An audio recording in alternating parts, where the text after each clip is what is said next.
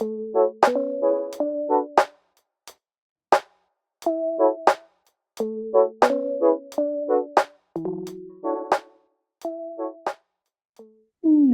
Lea.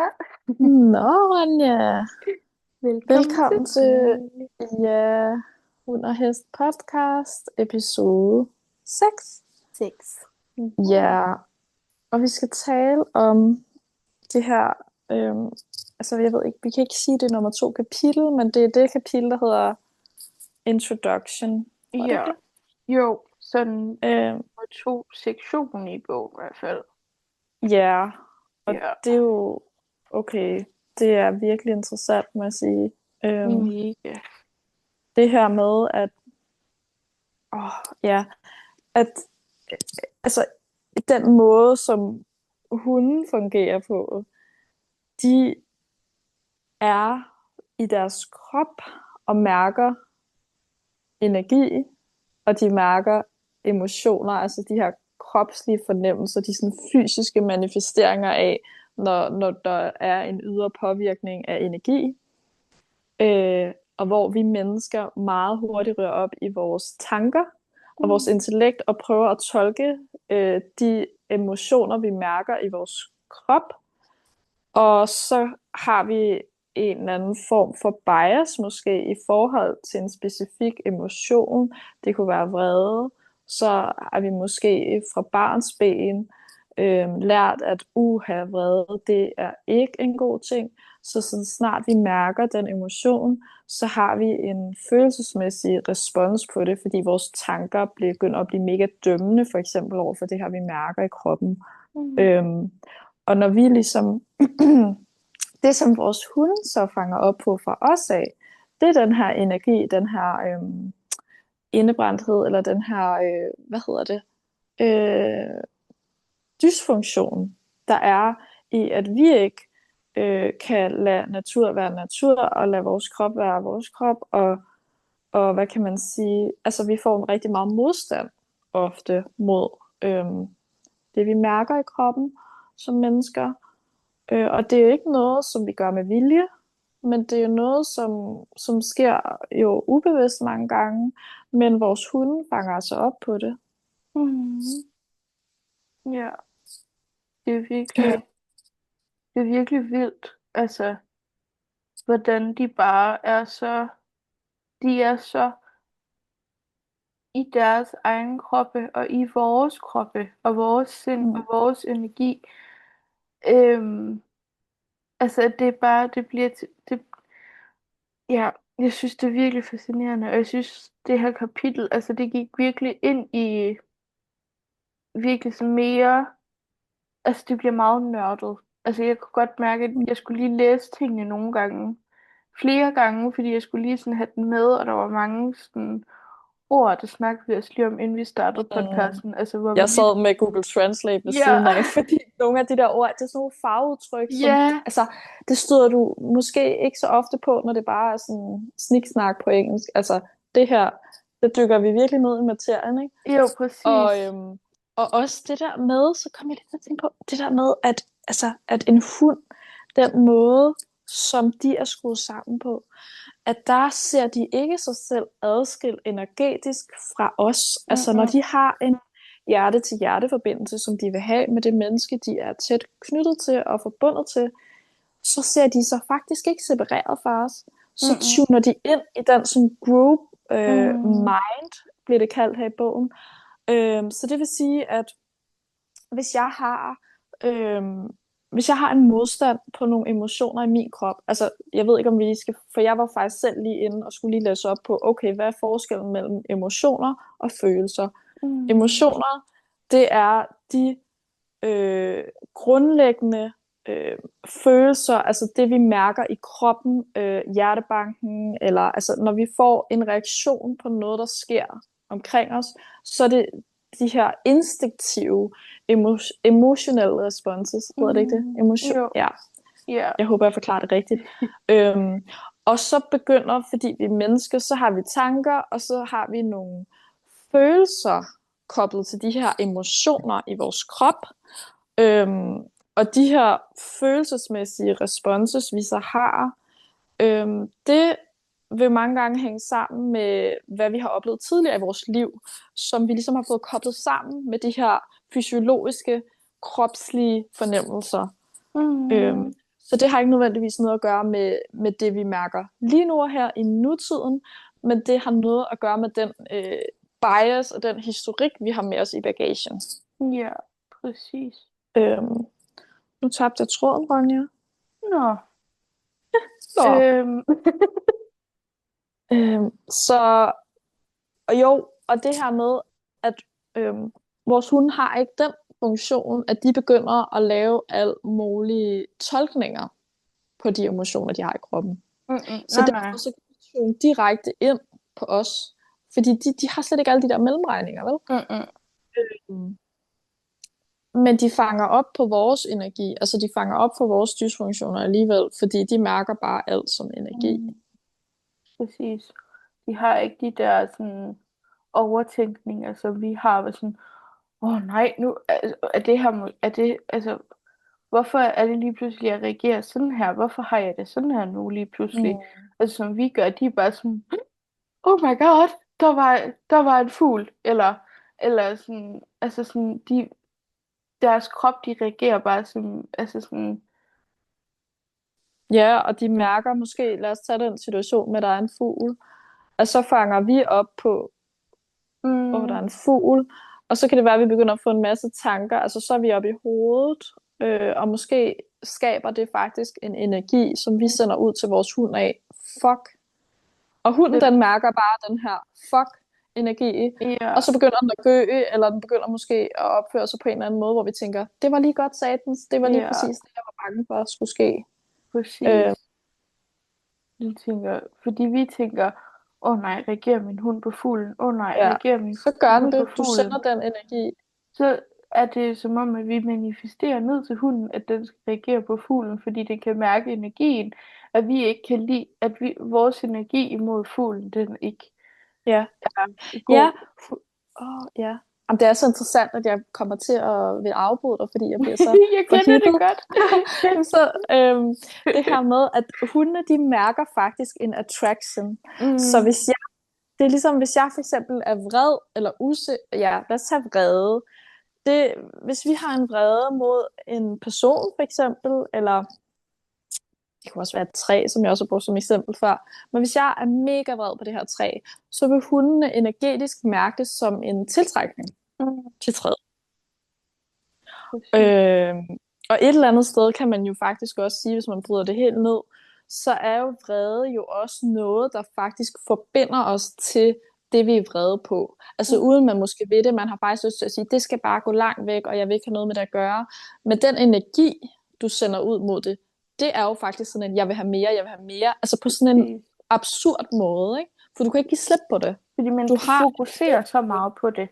netop. Ja, det, Det mærker hundene, altså de tænker ikke, ej, så må jeg hellere lige lade være med at fokusere på det. Nej, nej, de præcis. mærker fokus og attention, attraction er targeted mod det træ, som jeg som menneske tænker, jeg er virkelig vred på. Præcis. Det er ligesom, når jeg er ude og gå med Zoe, og så kan se, at der kommer en anden hund, så er jeg sådan, lad være med at fokusere på den, jeg fokuserer bare på Zoe, lad være med at fokusere på den, lad være med at fokusere på den, lad være med at fokusere på den. Og så sidder jeg jo og fokuserer på den, og jeg kan jo ikke lade være Ja. med at tænke på den. Og jeg sidder sådan, Ja.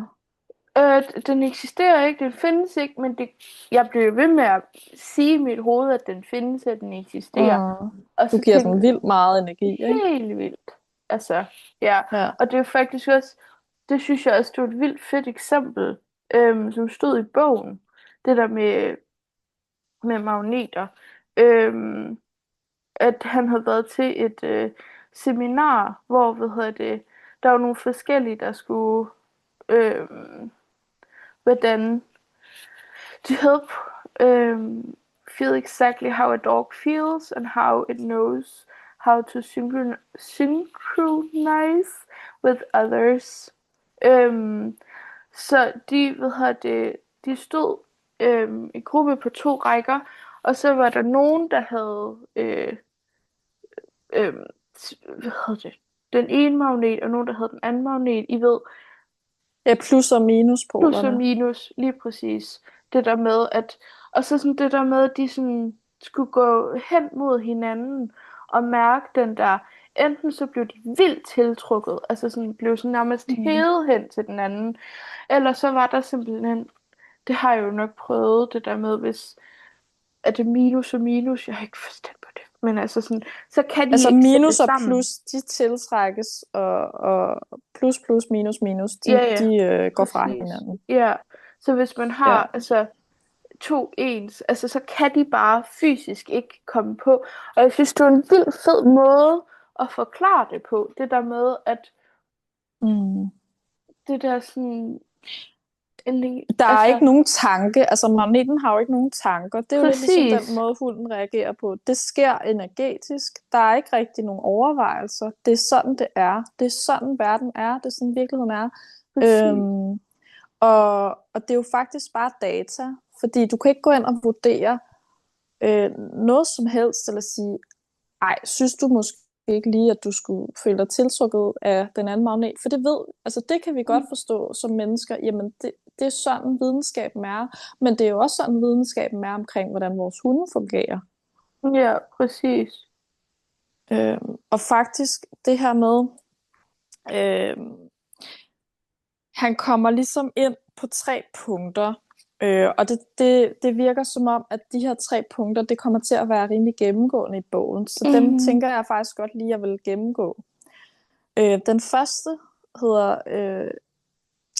We don't know what we are feeling. Altså, og det peger på den her, at vi kan være meget ubevidste omkring, hvad er det egentlig, der gør, at vi har en specifik reaktion, og måske er vi ikke engang opmærksom på, hvilken kropslig, fysiologisk fornemmelse, der kommer før det, vi føler. mm, Det sker, uden vi tænker over det. Det er en automatisk følelsesmæssig respons, vi har på noget, som... Det er nogle baner i hjernen, der har fungeret sådan måske hele vores liv, ikke? Altså, så, og så er der nummer 2. The behavior of dogs can teach us about emotions and feelings. Så de ting, vi ikke selv er opmærksomme og bevidste om, det kan vores hunde gøre os opmærksom på, for de peger mm, virkelig på det ved deres måde at være i verden på, og deres reaktioner på verden, fordi det er bare en spejling på, hvad de mærker for os mm, omkring verden. Så vi kan bruge dem til at indsamle helt vildt meget data omkring os selv, mm, og hvilke, hvad kan man sige, hvilke dysfunktioner vi har. ja, Og så nummer 3, the real reason for the dog in our life is emotional. We carry around in our body and mind the physical memory of every emotional experience we've ever had. ja, Og så kalder han det også det her emotional battery.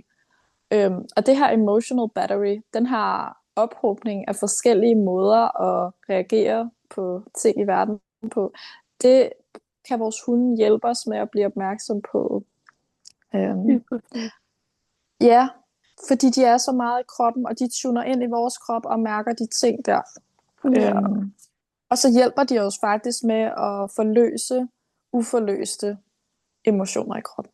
Fordi præcis. det er noget, der kan have siddet fast i rigtig, rigtig mange år, og så har vi så gået over til at have en eller anden følelsesmæssig respons på det, og det kan vores hunde jo gå ind faktisk og hjælpe os med at forløse, hvis vi er åbne over for at ligesom forstå og anerkende, at det er det, der sker i kommunikationen med vores hunde. Mm, lige præcis. Ja, Ja. jeg tænkte også med den der med nummer 2, the behavior of dogs can teach us about emotion and feelings. Der ved det. Jeg har lige haft en teleportør ude til Zoe, og fordi Zoe, hun er jo medicinsk alarmhund til min medicin. Og der spurgte jeg prøvede at forklare så godt jeg kunne, og var sådan, jeg ved ikke, hvordan jeg skal formulere det her spørgsmål, men jeg kunne godt tænke mig at vide, om hun ved, hvad det er, hun laver, når hun alarmerer.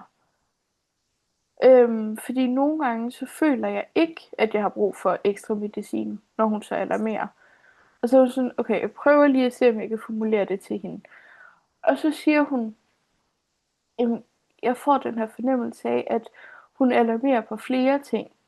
Altså, hun alarmerer faktisk både på din energi, og hun alarmerer på altså sådan flere ting.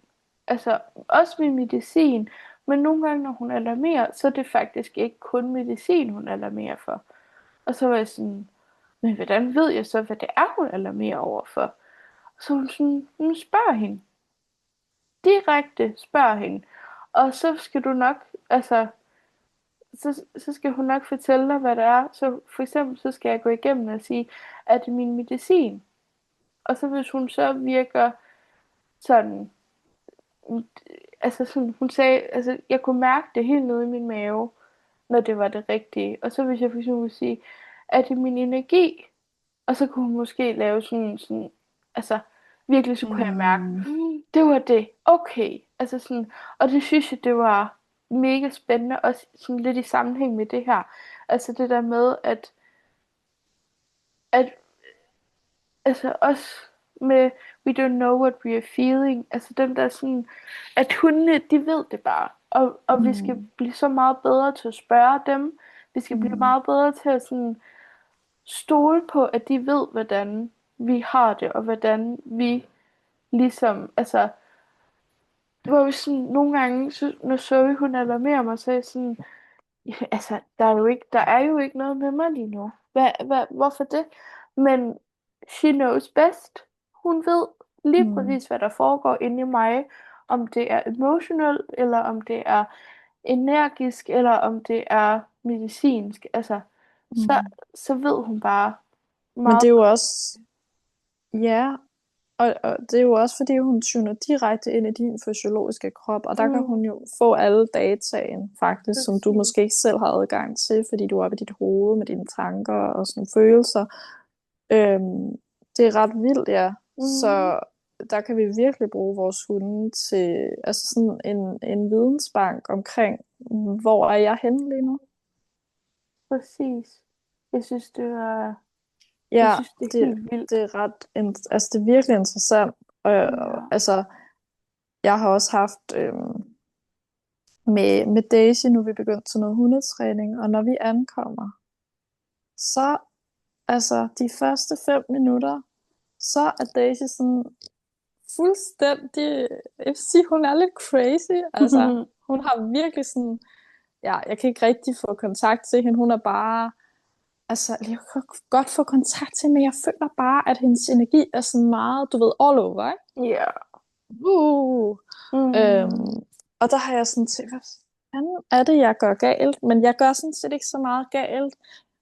Det, som der sker, det er jo, at Daisy, hun reagerer på min energi, og jeg er mega nervøs, og jeg er mega flyvsk, og jeg er sådan lidt, hvad skal vi, hvor er vi henne, og hvor er de andre henne, og hvad skal jeg lige gøre, og altså, og så har jeg er jo sådan blevet vejledt til af vores træner, at så kan jeg lige gå lidt rundt med Daisy, så hun lige falder lidt til ro og lige går og snuse lidt. Og det har jeg også prøvet at gøre, og det gør det faktisk bare endnu værre. Og det jeg Mm. så tænkt, så i går aftes, så da jeg sad og læste det her afsnit af bogen i går aftes, så tænkte jeg, hvad filen? Det er jo fordi, at jeg er mega overstimuleret lige når vi ankommer, fordi Mm. vi har lige kørt i bil, som er ret svært for mig. Øh, og så kommer vi ud i sådan et helt nyt miljø. Vi har kun været der en gang før, og der er en masse hunde og mennesker og sådan nogle ting. Så jeg har faktisk ikke brug for at gå rundt. Jeg har brug for at sætte mig ned og lige tage nogle dybe vejrtrækninger og lige få energien hjem til mig selv, så jeg ikke er ude i hele verden omkring os. Og det vil jeg gøre næste uge, fordi at det hjælper os ikke at gå rundt på den måde og blive endnu mere overstimuleret. Vi har brug for lige at trække energien tilbage, og det er jo lige præcis det, Daisy hun faktisk prøver at vise mig. Eller hun prøver ikke på noget som helst. Det er helt naturligt for hende Mm. at vise det, der foregår inde i mig. Ja. Ja, det, og jeg tror jo også, og det der sådan lidt nogle gange kan være frustrerende i den slags situationer, det er, at jeg er meget god til at maskere. Så Mm. jeg fremstår fuldstændig rolig og fattet udad til. Men min hund, den taler jo sit sande sprog omkring, hvordan jeg Ja. faktisk i virkeligheden har det. Og det kan godt være en lille smule overvældende og en lille smule i går så en irriterende og frustrerende for mig, fordi at jeg vil jo gerne fremstå som om, at altså, alt er Mm, fint herovre, ikke? præcis. Ja, jeg sad også og tænkte på det samme i forhold til det der med, når vi får gæster herhjemme, mig og Zoe. Mm. Zoe, hun kører jo helt op i en spiral. Og jeg er sådan, hvor er det irriterende. Og så sad jeg og Mm. tænkte, men for fanden, jeg kører jo også helt op i en spiral, når det banker på. Ja, ja, Jeg indeni. kan jo slet ikke være i min krop, når Nej, der banker på. Altså, mit hjerte nej. det begynder at banke, jeg begynder at få sidde i håndflader, jeg begynder at, hvad nu? Altså, Det er dine emotioner. Det er lige præcis det, ja, emotioner går ud på. De fysiologiske fornemmelser, reaktioner, din krop har på præcis, det, der sker lige nu. præcis. Det er det, Zoe, hun fanger. Ja, jeg sad og tænkte nemlig, fordi da jeg havde, hvad hedder det, altså nu når jeg sådan spiller det hele tilbage, lidt ligesom du også lige har gjort med hundetræning, dengang hende her teleportøren skulle komme ud, jeg sad den, altså en halv time inden hun kom, der sad, jeg har et ur, der kan tjekke min puls. Altså min puls har været oppe på 150, altså Oh. latterlig højt. Ja, Og jeg sad bare, jeg var sådan, jeg kunne slet ikke være i mig selv. Jeg sad bare sådan, jeg følte ikke, jeg kunne trække vejret, og jeg var sådan, for satan, hvor er jeg nervøs. Altså jeg var ja, så nervøs. Og ja. Zoe, hun lagde, og hun lignede en, der havde set spøgelser. Altså hun var sådan helt... Hun Og så tænker, da, hvad fuck er det, der skal ske? præcis. Og så da det bankede på, jamen så jeg plejer altid at tage snor i Zoe, så hun ikke har muligheden for at hoppe op af folk, og ikke har mulighed for at sådan, lave den her vilde, sådan... Ja. Øhm, og det var sådan lige, altså sådan, det var helt kaos dengang. Og jeg åbner døren, og Zoe, jeg kan næsten ikke holde hende, og kaos og kaos og kaos. Og jeg undskylder til hende her teleportøren, og jeg er sådan, jeg er virkelig ked af det, og sådan noget. Og så kan jeg høre, hun trækker vejret helt ned dybt i maven, og så gør jeg det også automatisk. Og så Zoe, hun bliver helt rolig. Så sidder hun bare og Wow. kigger på mig, og bare sådan helt rolig, og jeg er bare sådan, Ej, wow. jeg får kuldegysninger. Ja, og så Oh da hun my god. begyndte at snakke og være sådan, jeg har simpelthen glædet mig så meget til at komme i dag. Åh, Så var jeg sådan, oh. nu kan jeg lande. Og så så vi, hun var bare, og så gav hun bare hende her teleportøren, så fik hun selvfølgelig lov til at sige hej. Øhm, og så gav hun bare altså den mest rolige velkomst til hende her teleportøren, som jeg længe har set. Og jeg er bare sådan, wow. Altså, det er jo helt vildt, at det, altså, men jeg har aldrig tænkt over det der med, Gud, ja, hvor meget det egentlig, altså, det giver sgu da så god mening, at Zoe, hun går ja, helt op, fordi det gør jeg også. ja. Altså, Ja, så din energi rører meget langt væk fra dig selv. fuldstændig. Altså, Ja, ja, ja. og ja, det er jo også det. Det er jo også det, når jeg for eksempel er ude til... Første gang, vi var ude til hundetræning, så var Daisy også den der energi. Og så kommer vi rundt om sådan et hjørne, og så står vores træner der, og jeg stod bare... Og så var hun sådan, hej, og jeg blev sådan... Jeg var mega overvældet. Og Daisy, hun springer ud i linen, og jeg Ja. er bare sådan... Oh my goodness, skal du virkelig gøre det her nu? Jeg er overstimuleret nok i forvejen, men præcis, hvorfor Ja. skal hun gøre det? Det er lige præcis lighedstegnet imellem det, jeg lige har sagt, Mm, fordi at jeg er mega overstimuleret. ja. Og Daisy, altså jeg prøver at holde den her energi nede. Jeg står med sådan en prop og prøver at presse de her fysiologiske responses i min krop ned og sige, de må ikke være der, Mm, de må ikke være der. Hold kæft, det er forkert, det her. mm, Mine tanker, de kæmper fuldstændig imod. Og det er lige præcis den tension, som gør, at Daisy springer ud i linen. ja, præcis. Men ja, det er sgu spacey, altså når man Det virkelig er bliver det opmærksom virkelig. på det. Og jeg, da i går aftes, da jeg havde siddet og læst det her kapitel, ikke, så var Mm, jeg sådan helt nede i min krop, og jeg var sådan helt forankret nede i mig selv, for jeg var sådan, jeg ved, hvad det hele handler om nu. ja. Og så gik jeg en tur med Daisy, og jeg var sådan helt... Nogle gange så kan jeg godt sådan tænke, næsten inden vi går ud af døren, sådan tænke, næsten føle kontroltab bare ved tanken om, Mm, at hun lige pludselig går for hurtigt, eller gør et eller andet, ikke? Og så inden vi gik ud af døren der, så havde jeg ikke de der katastrofer. Altså, jeg ved ikke, hvorfor jeg har dem, men eller jo, det ved jeg godt, det er fordi, at nogle gange, så, det ved jeg ikke, så får jeg sådan en følelse af, at jeg ikke gør tingene godt nok, og så bliver jeg bange på Mm. forhånd, ikke? Ja. Men så tænkte jeg faktisk bare, jeg er helt rolig. Og så Ja. var Daisy også bare helt rolig. Og jeg var Ja. sådan, jeg tror lige, jeg går lidt langt. Altså, jeg gik ikke og snakkede til hende, men jeg tænkte inde i mit hoved, jeg går lidt langsomt. Og så gik hun også bare automatisk lidt langsomt og kiggede op på mig, så var jeg sådan, ja, Ja. fuck mand, hent energien hjem til dig selv, Ja. fordi det er der, det starter. Mm. Og det er faktisk det, hun reagerer på. Og så Præcis. kom vi op forbi, der er nogle heste, der står ude på sommergræs nu her, som hører til mit bosted, og det er den 2 unge heste, jeg tror, de er 3 år. Øhm, og så gik jeg op til dem, og jeg havde bare den der total grounded energi, og de kom bare hen lige med det samme. Det plejer de ikke altid at gøre, men de kom bare sådan hen, og var så nysgerrige, og jeg kunne mærke deres sådan, jeg kunne virkelig mærke, at jeg var så meget nede i kroppen, at jeg bare for sindssygt mærkede deres energi.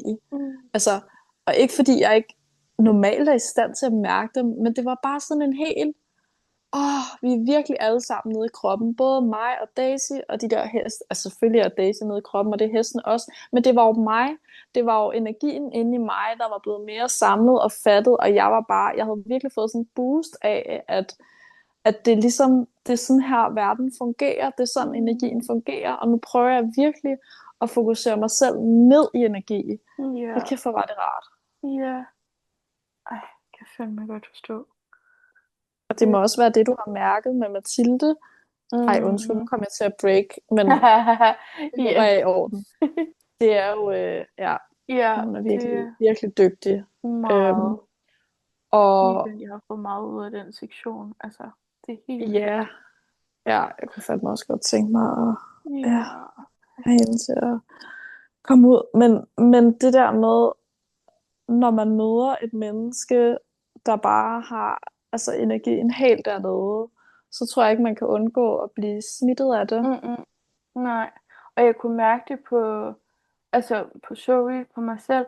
Og så Mm. har jeg jo min kat Lily. Hun er morkat. Altså, hun løber væk fra alle, der ikke er mig. Altså, og det har jeg jo altid sådan været sådan meget sådan, jeg kan godt lide det der med, at man er sådan the one and only. Altså, det har jeg Mm. ikke noget imod. Øhm, min bostøtte kan, altså, når min ene bostøtte, når hun kommer, så kan Lille godt komme ud og sige hej til hende. Hun har også en meget rolig og ren energi. Men Mm. Lille, hun løb direkte hen til Mathilde. Og jeg sad bare og var Wow. sådan, så ved man, altså, så ved man, Ja, altså, hvad det her det går ud på. Altså, ja. og der kom bare så meget ro i mit hjem på ingen tid. Og min puls, altså nu tjekkede jeg ikke, men den steg sikkert med, altså jeg ved det ikke. Altså, jeg tror virkelig, det Ej, hvor er det er vildt. helt vildt. Og når Lily, hun reagerer, som hun gør, så ved, altså, det er Ja. sådan et tegn på, at Ja, katte lyver ikke på samme måde, som hunde lidt kan gøre. nej, Eller man nej, kan godt misforstå hundes adfærd, som om, at de... Jamen præcis. netop det der med, at altså jeg tror næsten, hvor en kat, altså en hund vil blive attracted til det her tension, ikke? Hvor en kat, Mm, tror jeg faktisk bare vil skride, hvis præcis. der var tension, ikke? Ja. Og, og Mathilde, hun var sådan, ej, en venlig kat. Og jeg var bare sådan, kun over for mig og Du dig er nu. venlig. Ja, Du er venlig, præcis. derfor din energi er bare lækker. Præcis. Altså, Fordi når der er folk, som, hvad hedder det, som kommer, som ikke, altså sådan, altså hvor fanden alle de hadeord, Lille hun har fået. Ej, hun er da en dum kat, og man skal passe på sine fingre, og hun, mm, altså sådan der, hvor jeg sådan, nej, man skal bare behandle med hende respekt, og hun kan mærke mm, din energi, og mm. det siger så meget mere om dig Hun som er et person. spejl. Ja, Fuldstændig. Altså, hvor ja. jeg sådan, hvis der er nogen, der siger, ej, hun er sgu da godt nok noget af en dramakat, så er jeg sådan, det siger mere om dig, end det gør om mig, Mm, fordi sådan er hun ikke mod mig. og hun er bare god til at Mm, sætte grænser. Altså, præcis. ja. Ja, og jeg tror måske også, at jeg fik bare sådan en tanke, altså det her med, hvis vores hunde opfører sig på en bestemt måde, når nogle mennesker er i nærheden, at det kan måske også godt være, altså hvis man selv har svært ved at sætte grænser, og man så tiltrækker, altså sådan er det jo, når, lad os sige, jeg kan godt have svært ved at sætte grænser, og når jeg er meget i den energi af, at jeg ikke sætter grænser, som jeg måske har brug for, så tiltrækker jeg jo pudsigt nok en hel masse, der inviterer til grænsesætning. Mm. Og hvis der kommer en hel masse energi, der handler om, at altså for eksempel mennesker, der overskrider mine grænser, så påvirker det jo også Daisy, hvilket vil gøre hende mere sådan agtig. Ja. Og det er jo også, ja, og det var fordi, jeg kom til at tænke på det med Mathilde der, fordi når hun så kommer ind, så er hun jo det stik modsatte. Altså så har hun meget respekt og værner meget om, hvad kan man sige, den energi, som der er til stede, og meget ydmyg. Men hvis vi som hundeejere har svært ved at sætte grænser, så tiltrækker vi jo meget af den modsatte energi, hvilket jo så også på en eller anden måde vil få vores hunde til at have nogle reaktioner, så folk udefra vil sige, ej, hvorfor har den den? Eller sådan, ej, det var da ikke særlig velopdragende, eller det var da irriterende, eller et eller andet. Men i virkeligheden, så er det jo bare et udtryk for, at vi tiltrækker en energi, der ikke er, altså der giver den her tension. Præcis. Og vi får så ikke sagt fra, måske heller over for den her indtrængen i vores space. Lige præcis. Og vores katte, de er så bare sådan, altså vores hunde, de viser måske ikke, hvad man i menneskeøjne vil tænke som. Altså det er ikke fordi, de så går hen og bider, eller gør noget tilsvarende, hvor det er ligesom mere i orden, at katte, de bider eller sådan noget, ikke? Altså det bliver de jo ikke afledt for, kan man sige, som regel. Det tror jeg da ikke, det har jeg aldrig hørt om. Men det er mere sådan, ej, det kan godt være, du lige skal have en stivkramp eller et eller andet, ikke? Men nu er det ikke så slemt herhjemme, men Freja kan da godt sige fra. Altså, hvis hun mærker, ej, det her, det er sgu too much. Hvor Daisy, hun bliver mere bare sådan lidt usikker, og det kan man se på hende mere, hun bliver sådan lidt overgearet, ikke? Men det er jo også fordi, vi bliver usikre. Ja. Og kattene, de er deres egen. Altså, de er bare sådan, I don't give a shit, hvis jeg fornærmer dig, det er jeg sgu da så ligeglad med. Altså, jeg er så ligeglad med, om jeg fornærmer dig. Jeg tager så meget hjem til sig selv og siger, this is my energy. Jeg værner om mit, og jeg er sådan set rimelig ligeglad med at være høflig. Ja. Fordi jeg ved, hvad der er mest vigtigt. Ja. Lige præcis, hvor vi er jo sådan, ej, gør vi det nu det rigtige, og er jeg nu høflig nok, og får jeg nu sagt det rigtigt? Og så er vores hunde jo også sådan. Og sådan, hvad fanden gør jeg? Altså, fordi de spejler energi så meget, hvor kattene, de er bare deres egen. Så altså, det giver virkelig det er mega interessant. Nå, men jeg tænker måske, at vi lige skal holde en lille pause. Ja, lad os det. Vi ses lige om lidt. We do. Hej.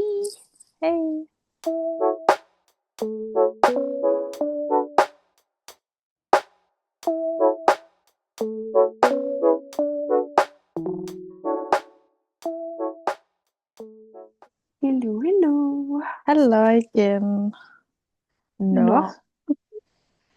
Der er et eksempel i kapitlet her omkring et eksempel på, hvordan vores hunde kan fange op på nogle emotioner, som vi ikke engang selv er bevidste om. Så det skal vi lige læse højt for jer. Ja. Jeg gør mit bedste. Yes. You go. Jeg læser...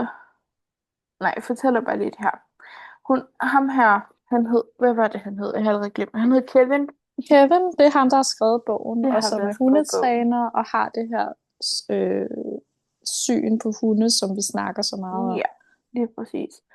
Han havde haft en samtale med en, der hed Sandy, som har en German Shepherd, hvad er det på dansk? Schæferhund. Schæferhund, oh my god.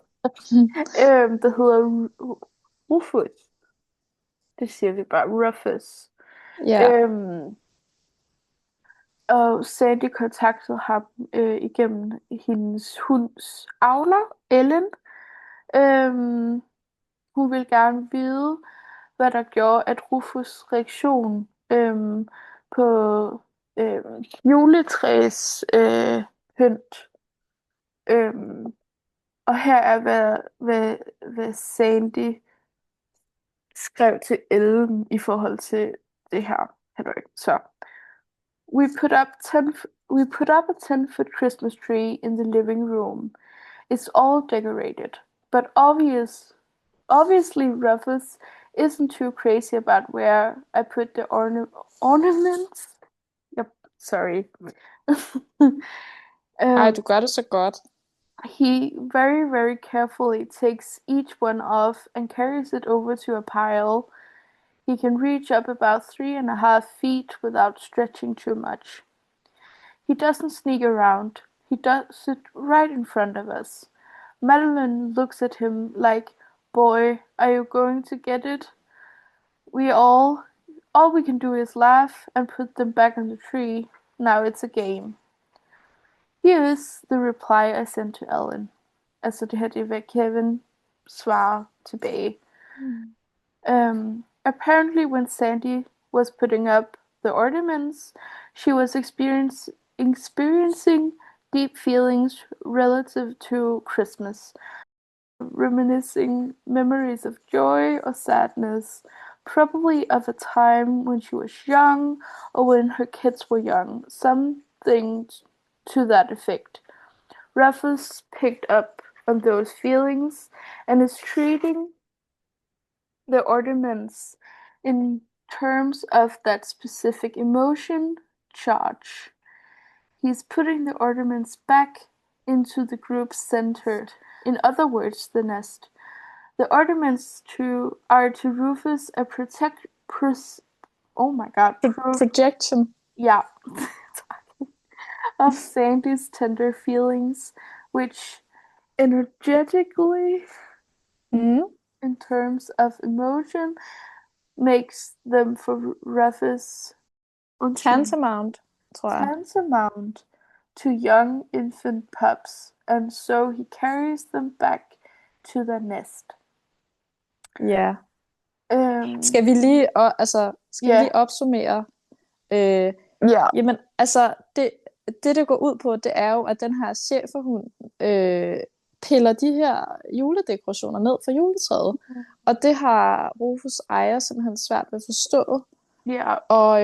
Og det, som ham her Kevin, hundetræneren, han ser og læser ud fra den her beskrivelse omkring, hvad der sker, det er, at der er en emotional charge, altså sådan en følelsesmæssig, eller en kropslig, fysiologisk respons i hundens ejer, når hun står og putter de her ting på træet. Og den charge forbinder hunden så med de her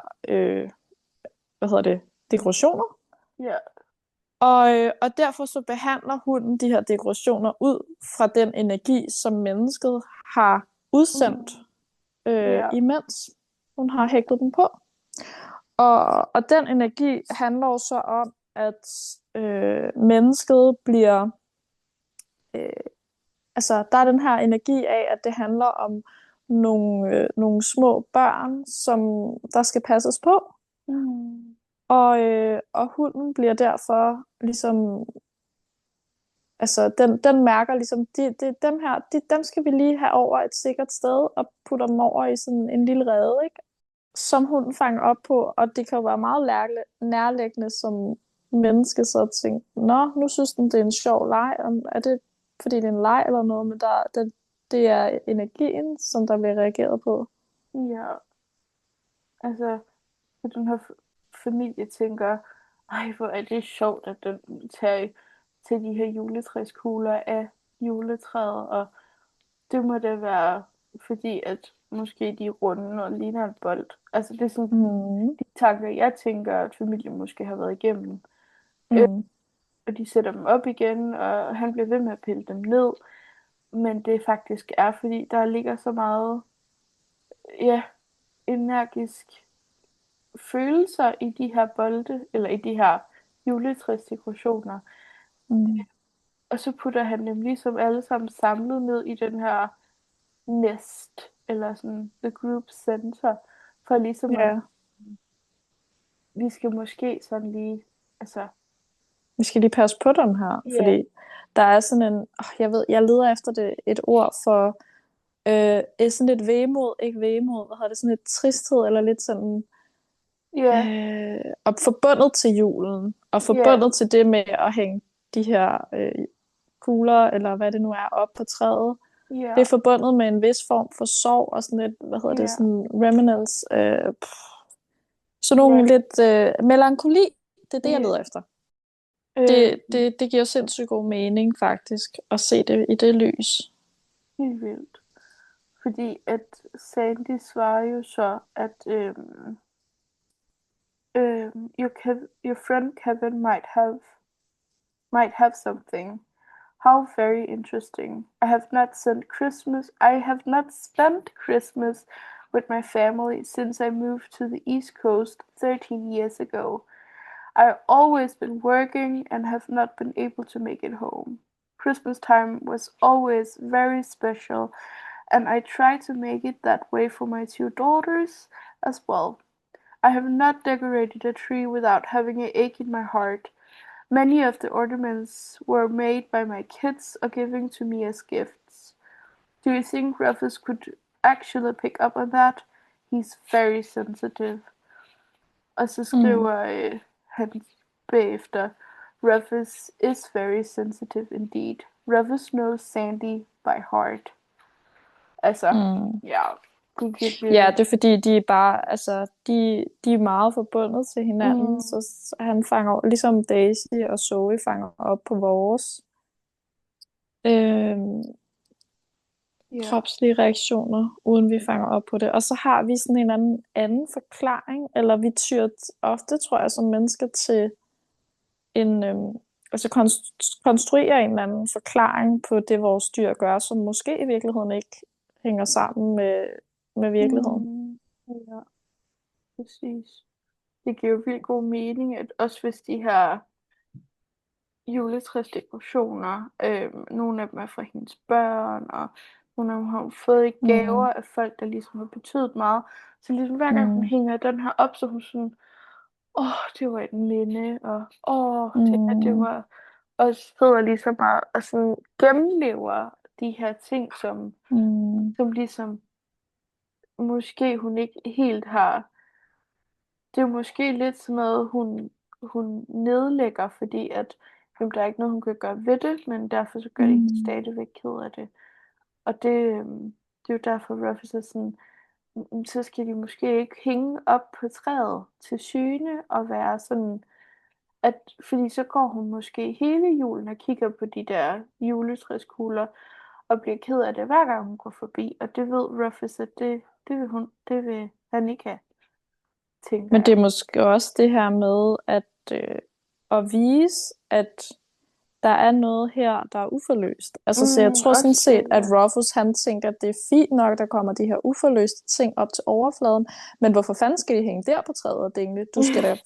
Du skal ligesom bearbejde de her ting, der kommer op i dig. Altså, og der får jeg også lige lyst til at læse noget op her, der står på et tidspunkt. Dogs evolved to resolve unresolved emotion, because resolving unresolved emotion is how nature evolves. Så altså en præmis om, at hunde, de er jo bare en del af det store økosystem, der er i universet, og hvis universets overordnede plan er at forløse uforløste ting, så giver det jo sindssygt god mening, at de arbejder ud fra den natur. Så det vil sige, når der er den her uforløste ting med de her juledekorationer, så prøver Rufus at sætte spejlet op foran Sandy og sige, hey, se her, det er dem her, jeg ved godt, du bliver nødt til lige at, altså, skal du ikke lige kigge på det?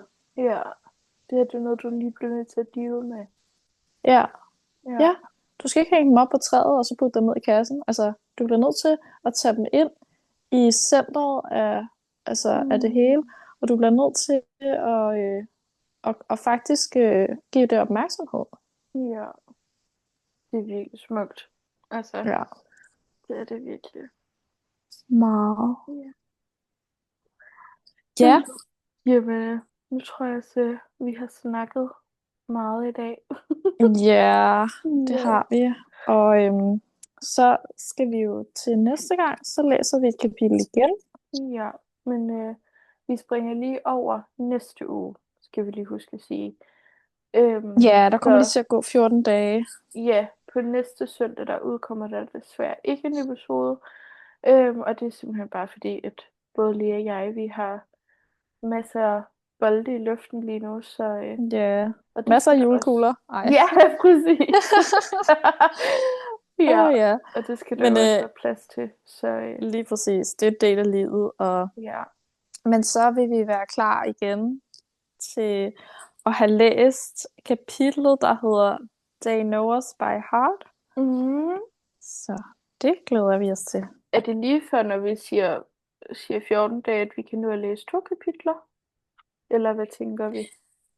Øh, Ej, jeg ved ikke, hvor langt den er, den der. Det når også bare vi skal jo har. også kunne nå at snakke om det og folde det ud, Ja, men lad os lige se på det. ja, lad os se på det. Ja. Det finder vi lige ud af. Men We do den er i hvert that. fald spændende. Den er mega spændende, ja. Det tror Nu jeg. kommer vi rigtig i gang. Altså, det har jo bare Ja, været ja. introduktion og preface, og nu kommer vi i gang med selve bogen, ikke? Jeg kan lige give jer et lille smagsprøve, så kan I lige sidde og lige sådan, I got you under my skin. I got you deep in the heart of me. So deep in my heart that you are really a part of me. I got you under my skin. Ja. Spændende. Ja. Så, det glæder vi os til. Det gør vi helt bestemt. Ja, og tak fordi I lyttede med. Det Ja. betyder meget for os, og I er altid velkommen til at kontakte os på vores Instagram, Yes. eller på vores e-mail, som er...